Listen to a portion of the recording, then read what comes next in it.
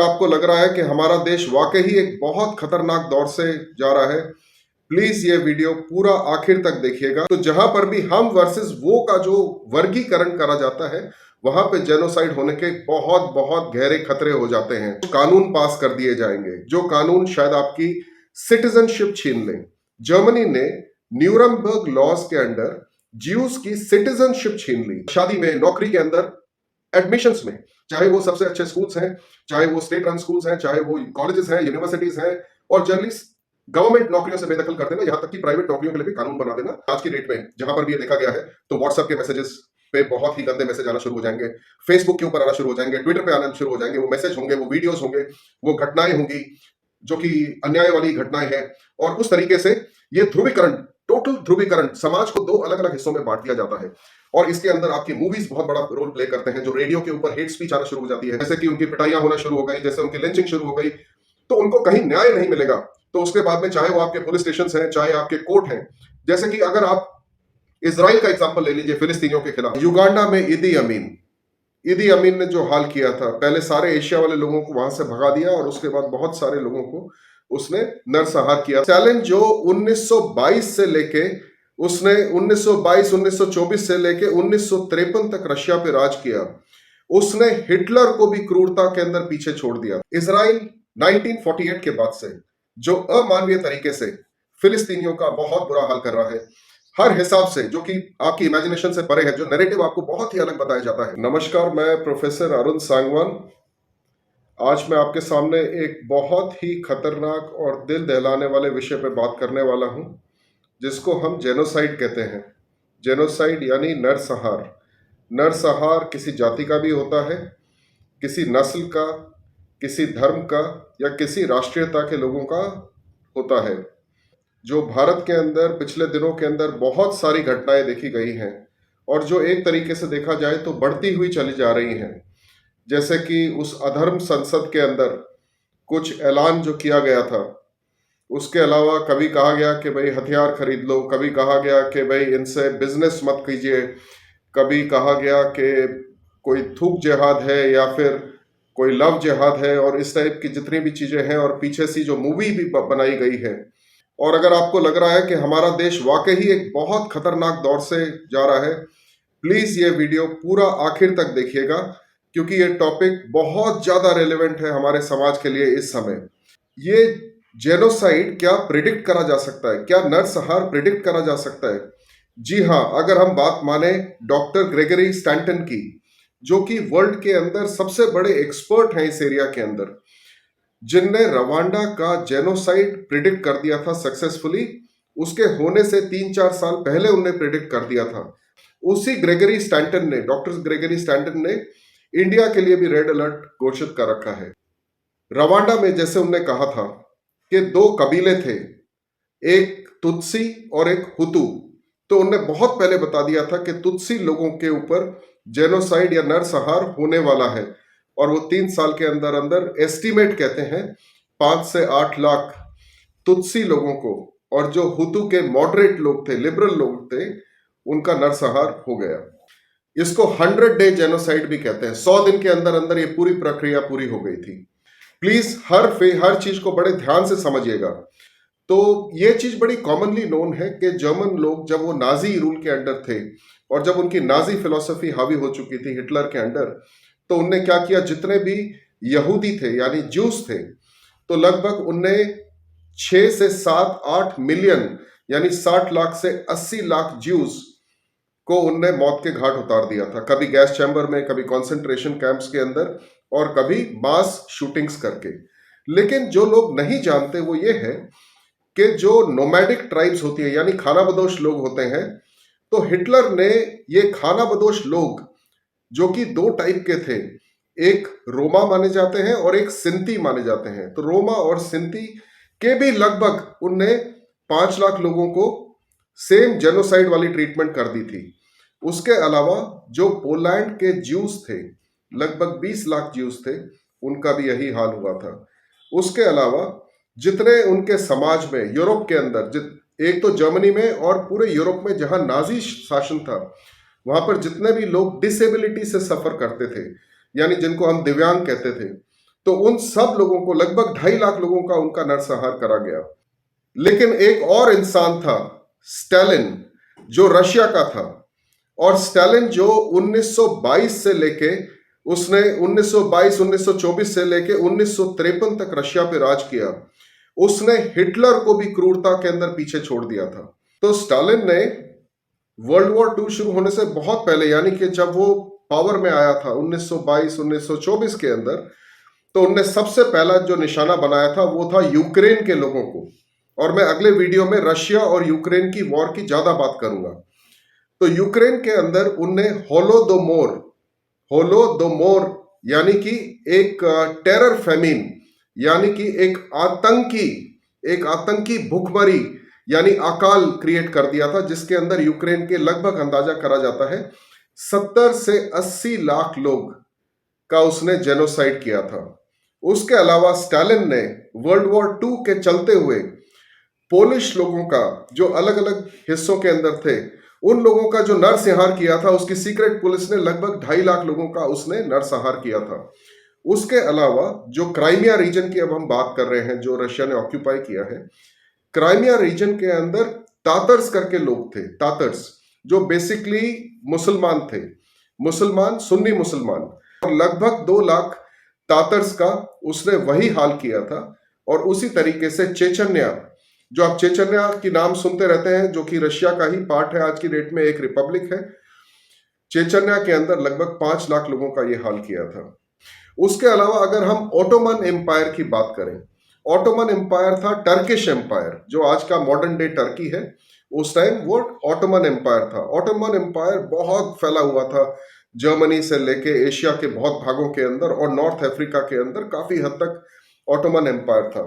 तो Ottoman empire एक towards the end, आखिरी स्टेजेस के अंदर, उनने लगभग 1915 से 1922 के बीच में, जब वो बिल्कुल कोलैप्स करने वाला था, उस टाइम में उनने बहुत नरसंहार किए थे, जो जिसके अंदर अर्मेनियन लोग थे। उनने ग्रीक्स का नरसंहार करा था। उसके अलावा अगर हम देखते हैं युगांडा में इदी अमीन ने जो हाल किया था, पहले सारे एशिया वाले लोगों को वहां से भगा दिया और उसके बाद बहुत सारे लोगों को उसने नरसंहार किया था। वो एक मुस्लिम डोमिनेटेड रीजन क्रिएट करना चाह रहा था।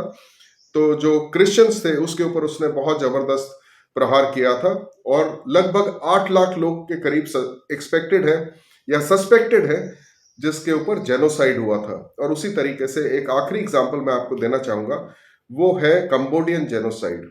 कंबोडिया में क्या हुआ था कि जो पोल पॉट करके एक आतंकी राजा था, तो जो कम्युनिस्ट गवर्नमेंट चला रहा था, उसने क्या किया कि जितने भी बुद्धिस्ट थे, जितने मुस्लिम थे, जितने क्रिश्चियंस थे, जितने भी लोग रिलीजन को मानते थे, उन सब का नरसंहार कर दिया था। उसने जितने भी समाज के अंदर डॉक्टर, साइंटिस्ट, आर्टिस्ट, जितने भी ये लोग थे, इंटेलेक्चुअल्स जो भी थे, यहां तक कि जो फॉरेन लैंग्वेज को भी जानता था, उसको भी नरसंहार कर दिया था। और उसने पूरे शहर के शहर खाली कर दिए। और उनने एक बड़ी विचित्र एक चीज करी थी, जो कि बाकी जगह पे भी मैं आपको बताऊंगा कहां कहां पे वो हुआ था। उनने ब्लू स्कार्फ बांटे थे, यानी अगर आपको ब्लू स्कार्फ पहनना पड़ता है तो आपकी जिंदगी का फैसला हो चुका है। और आखिर में मैं बात करना चाहूंगा इजराइल की। इजराइल 1948 के बाद से जो अमानवीय तरीके से फिलिस्तीनियों का बहुत बुरा हाल कर रहा है, हर हिसाब से, जो कि आपकी इमेजिनेशन से परे है, जो नैरेटिव आपको बहुत ही अलग बताया जाता है। इसके ऊपर वैसे मैंने एक वीडियो बना रखा है जो YouTube अरुण सांगवान के ऊपर है, वहां पे आप इसको देख सकते हैं कि उनने उनके बच्चों पे, लेकिन वो वीडियो इंग्लिश के अंदर है, ठीक है। डॉक्टर ग्रेगरी स्टैंटन की जो नरसंहार की जो उनकी थ्योरी है, उसके अंदर 10 पार्ट्स आते हैं। पहला पार्ट आता है जिसको हम क्लासिफिकेशन करते हैं या वर्गीकरण, यानी समाज के अंदर 2 अलग अलग क्लास बना दिए जाए, जो कि उनके धर्म पे, जाति पे, या उनकी राष्ट्रीयता पे, या उनकी नस्ल पे डिपेंड करता है। और जो नैरेटिव बनाया जाता है, अब आप ये हमारी सिचुएशन में भी अप्लाई कर सकते हैं और दुनिया की किसी सिचुएशन में अप्लाई करके देख सकते हैं, क्या वो समाज, क्या वो देश, उसके नागरिक, क्या वो सुरक्षित हैं। तो जहां पर भी ये हम वर्सेस वो का नैरेटिव हो जाता है कि ये हम लोग हैं और वो लोग जो हैं, तो जहां पर भी हम वर्सेस वो का जो वर्गीकरण करा जाता है, वहां पे जेनोसाइड होने के बहुत बहुत गहरे खतरे हो जाते हैं। जैसे कि जर्मन्स ने कहा था कि हम जर्मन्स, नाजी जर्मन्स ने कहा था कि हम जर्मन्स हैं, हम प्योर ब्रीड हैं, बाकी सारे के सारे जो हैं, चाहे वो ज्यूस हैं, चाहे वो दिव्यांग लोग हैं, चाहे वो नोमैड्स यानी खानाबदोश लोग हैं, चाहे वो पोलिश ज्यूज हैं, जो भी वो लोग हैं, इनको धरती पे रहने का अधिकार ही नहीं है। सेकेंड जो स्टेप आता है उसको कहते हैं आइडेंटिफिकेशन, यानी आपने हम और तुम का विभाजन तो कर ही दिया, अब पहचानने के जो तरीके होते हैं, वो पहचानने के तरीके क्या हो सकते हैं? जैसे कि मैंने आपको बताया, कंबोडिया के अंदर ब्लू स्कार्फ पहनना, जिसको भी मारना था, पूरी की पूरी पॉपुलेशन जो कि लगभग 30% या 35% पॉपुलेशन उन्होंने खत्म कर दी थी, उनको ब्लू स्कार्फ पहनना बहुत ही मैंडेटरी था। जर्मन्स ने ज्यूस के लिए येलो बैच यानी कि एक पीला सितारा उनको पहनना जरूरी कर दिया था, जिससे वो बहुत आसानी से आइडेंटिफाई हो जाते हैं। तीसरा स्टेप है डिस्क्रिमिनेशन। डिस्क्रिमिनेशन यानी समाज में भेदभाव होने लगना। ये कैसे होगा? जैसे कुछ कानून पास कर दिए जाएंगे, जो कानून शायद आपकी सिटीजनशिप छीन लें। जर्मनी ने न्यूरमबर्ग लॉज के अंडर ज्यूस की सिटीजनशिप छीन ली। उनने वो खानाबदोश लोग, रोमा और सिंती की सिटीजनशिप उसकी छीन ली। अब वो किसी भी देश को बिलोंग नहीं करते, तो आपकी सिटीजनशिप छीन लेना। उसके अलावा आपस में किसी भी प्रकार के रिलेशन रखने से आपको मना कर देना, जैसे कि शादी करने से मना कर देना या दोस्ती करने से मना कर देना। तो जैसे लव जिहाद करके भी एक कानून बना है। उसके अलावा नौकरियों के अंदर, शादी में, नौकरी के अंदर, एडमिशंस में, चाहे वो सबसे अच्छे स्कूल्स हैं, चाहे वो स्टेट रन स्कूल्स हैं, चाहे वो कॉलेजेस हैं, यूनिवर्सिटीज हैं, और जनरली गवर्नमेंट नौकरियों से बेदखल कर देना, यहां तक कि प्राइवेट नौकरियों के लिए भी कानून बना देना। ये ग्रेगरी स्टेंटन ने बिल्कुल ऑब्जर्व किया था जर्मन सोसाइटी में, जो मैंने भी देखा पढ़ते समय, और बिल्कुल सच है वो बात। उसके अलावा जैसे उनके बिजनेसेस से सामान नहीं खरीदना, तो ये सब भेदभाव के कारण, भेदभाव के लक्षण हैं कि इनके बिजनेसेस को प्रमोट नहीं करना है, इनसे सामान नहीं लेना है, और इनसे इनको कोई भी काम नहीं देना है। और उसी तरीके से जैसे बैंक्स को एक सिग्नल चला जाता है, जो बहुत जगहों पे ये ऑब्जर्व करा गया है, जहां जहां जेनोसाइड हुए हैं, बैंक्स को मना कर दिया कि इनके बिजनेसेस को आप लोन नहीं देंगे, वगैरह वगैरह। चौथा स्टेप है डिह्यूमनाइजेशन, यानी अमानवीयकरण, यानी मानव से उसके बाद आपकी तुलना जो करी जाएगी, वो ऐसी तुलना करी जाएगी जैसे जानवरों के साथ में, ठीक है, जैसे कीड़ों के साथ में। जैसे मुझे ध्यान है, किसी का बयान आया था, डीमक कहा था किसी ने किसी के बारे के अंदर, डीमक, ठीक है, तो उनको इंसेक्ट कह देना, एनिमल्स कह देना, या फिर उनको डिजीज के साथ तुलना कर देना। डिजीज यानी कि आपकी बीमारियों के साथ, कि भाई ये तो काला प्लेग है, ठीक है, या फिर ये कोरोना है, और इस टाइप से। और जो आखिरी स्टेज आती है, वहां पे लोगों का इतना अमानवीयकरण कर दिया जाता है कि उनका नाम ही नहीं रहता, उनको नंबर दे दिया जाते हैं। जैसे कि नाजी जर्मनी के अंदर ज्यूस को बिल्कुल उनको खत्म करने से पहले उनको नंबर दे दिए थे। तो ये एक तरीके से अमानवीयकरण की पूरी जो प्रोसेस है, वहां पे कंप्लीट होने लगती है। पांचवा जो स्टेप है वो है ऑर्गेनाइजेशन। अगर कोई भी स्टेट है, कोई भी देश है, या कहीं पर भी कोई भी गवर्नमेंट है किसी भी टाइप की, अगर वो इस चीज के अंदर आ रही है, या कोई समाज है जो ये करने वाला है, वो अपने आप को संगठित करना शुरू कर देता है। तो यानी कि उनकी या तो फॉर्मल कोई आर्मी बन जाएगी, या कोई स्पेशल आर्मी का सेल बन जाएगा, या उनके सिटीजन या नागरिक के कुछ ग्रुप बन जाएंगे, जो कि शायद मेजॉरिटी, जो अधिकतर मेजॉरिटी के ग्रुप्स होते हैं, जो कि उस माइनॉरिटी के अगेंस्ट होते हैं, जो कि जाति के बेसिस पे हो सकते हैं, धर्म के बेसिस पे हो सकते हैं, आपकी नस्ल के बेसिस पे हो सकते हैं, ठीक है, जिसको हम रेस कहते हैं। रेस का मतलब होता है नस्ल, और या फिर आपकी नेशनैलिटी यानी राष्ट्रीयता के बेसिस पे होते हैं। आज की डेट में जो जेनोसाइड बहुत ज्यादा कॉमन है, जहां जहां पर हो रहा है, वो नेशनैलिटी के बेसिस पे है, कि आप नेशनैलिटी छीन लीजिए और उसके बाद में आप वो कर सकते हैं। उसी हिसाब से ऑर्गेनाइजेशन के बाद वाला स्टेप है पोलराइजेशन, यानी आपने अलग अलग वर्ग बना दिए, आपने उनको आइडेंटिफाई कर दिया, आपने भेदभाव अच्छे तरीके से कर दिया, कानून वानून पास कर दिया, आपने अपने आप को संगठित कर लिया। अब आप क्या करते हो कि बिल्कुल ही ध्रुवीकरण कर देते हो, यानी बिल्कुल अलग अलग फाड़ कर देते हो। और ये ध्रुवीकरण कैसे होगा? ये प्रोपोगेंडा के थ्रू होता है। प्रोपोगेंडा में क्या है, जैसे कि आज की डेट में जहां पर भी ये देखा गया है, तो व्हाट्सएप के मैसेजेस पे बहुत ही गंदे मैसेज आना शुरू हो जाएंगे, फेसबुक के ऊपर आना शुरू हो जाएंगे, ट्विटर पे आना शुरू हो जाएंगे। वो मैसेज होंगे, वो वीडियोस होंगे, वो घटनाएं होंगी जो कि अन्याय वाली घटनाएं हैं।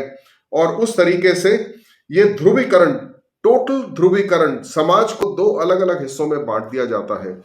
और इसके अंदर आपकी मूवीज बहुत बड़ा रोल प्ले करते हैं, जो रेडियो के ऊपर हेट स्पीच आना शुरू हो जाती है।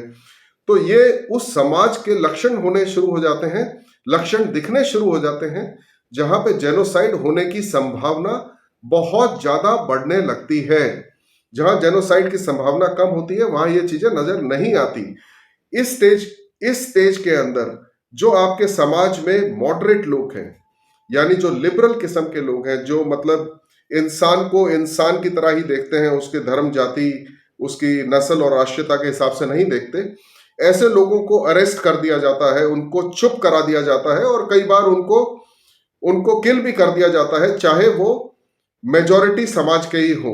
उसके बाद का स्टेप है प्रेपरेशन, यानी कि तैयारी का, जिसके अंदर हथियार बंटने होते हैं, जिसके अंदर प्लान बनने लगती हैं, जिसके अंदर लोगों का एक लिस्ट बनने लगती है, या उन लोगों को फोर्स करके एक एरिया में कन्फाइन कर दिया जाता है। तो ये जर्मनी में भी देखा गया है, ये युगांडा में भी देखा गया है, रवांडा में भी देखा गया है, ये ईदी अमीन के समय में भी देखा गया है कि आइडेंटिफिकेशन होनी शुरू हो जाती है। जैसे ईदी अमीन के टाइम के अंदर युगांडा के अंदर उसके जो जासूस थे वो चर्चेस में जाने लग गए थे और वो वहां बैठ के एक लिस्ट बनाने लग गए थे कि भाई कौन कौन आता है, और अचानक उनकी जो लिस्ट होती थी, जो भी वो लिस्ट बनाते थे, वो लोग रातों रात गायब होना शुरू हो गए थे। तो ये जो स्टेजेस हैं ये अलग अलग जगह पे ऑब्जर्व करी गई हैं, ये होती हैं। तो ये होती है प्रेपरेशन की स्टेज। प्रेपरेशन की स्टेज के बाद में आती है परसिक्यूशन की स्टेज, यानी प्रताड़ना। अब इस समय तक होता क्या है कि जो वर्ग दूसरे पे बहुत हावी पड़ रहा होता है, जो वो काम कर रहा होता है, वो वर्ग ध्यान से देखता है क्या समाज, क्या बाकी देशों के अंदर, इंटरनेशनल समुदाय के अंदर इस बारे में कोई प्रतिक्रिया आ रही है, क्या उनका कोई रिएक्शन आ रहा है, क्या मुझे कोई देख रहा है। तो अगर उनको लगता है कि उनको उस समय तक कोई देख नहीं रहा है, या इस हरकतों को चेक नहीं करा गया है इंटरनेशनल समुदाय के द्वारा, ठीक है, या इंटरनेशनल इन्फ्लुएंस नहीं आ रहा है, या कहिए यूनाइटेड नेशंस का इन्फ्लुएंस नहीं आ रहा है, तो उनकी तैयारी पूरी होके जो नेक्स्ट स्टेप है प्रताड़ना वाला, वहां तक पहुंच जाता है, जहां पे अगर उस पर्टिकुलर धर्म या नस्ल के साथ कुछ होने लगा है जो कि बहुत ही खतरनाक होने लगा है, जैसे कि उनकी पिटाइयां होना शुरू हो गई, जैसे उनकी लिंचिंग शुरू हो गई, तो उनको कहीं न्याय नहीं मिलेगा। तो उसके बाद में चाहे वो आपके पुलिस स्टेशंस हैं, चाहे आपके कोर्ट हैं, जैसे कि अगर आप इजराइल का एग्जांपल ले लीजिए फिलिस्तीनियों के खिलाफ, तो इजराइल लगातार परसिक्यूशन की स्टेज, यानी प्रताड़ना की स्टेज पे बना हुआ है। तो फिलिस्तीनियों को उनके घर कब्जे में ले लेना, ठीक है, उनके बच्चों के प्लेग्राउंड्स को कब्जे में ले लेना, गाजा पट्टी में चारों तरफ दीवार खड़ी करके उनको कैद कर देना, ना सामान अंदर जाने देना, ना बाहर आने देना, उनकी एजुकेशन इंस्टीट्यूशंस को कंप्लीटली खत्म कर देना, उनकी लाइब्रेरीज में से किताबें हटा देना, उनके स्कूल्स बर्बाद कर दिए, हॉस्पिटल्स बर्बाद कर दिए, टीचर्स को अरेस्ट कर लेना, उनकी रिसर्च रोक देना, यूनिवर्सिटीज बंद कर देना। तो ये एक मास स्केल के ऊपर परसिक्यूशन शुरू हो गया है। तो ये इजराइल ने फिलिस्तीन के साथ बहुत ही इफेक्टिवली कर रखा है। तो एक तो गाजा पट्टी में, जहां उनने उसको दुनिया की सबसे बड़ी ओपन कैद बना रखा है, ना उनके पास कोई समुद्री पोर्ट है, ना ही उनके पास में कोई एयरपोर्ट है, तो परमिशन से जाएगा, उनकी फोन टैपिंग करना हर तरीके से। और जो दूसरी जगह देखा गया है वेस्ट बैंक के अंदर, तो वेस्ट बैंक और जेरूसलम वाले इलाके के अंदर वो आगे से आगे घुस के अपने गांव बसाते हुए चले जा रहे हैं।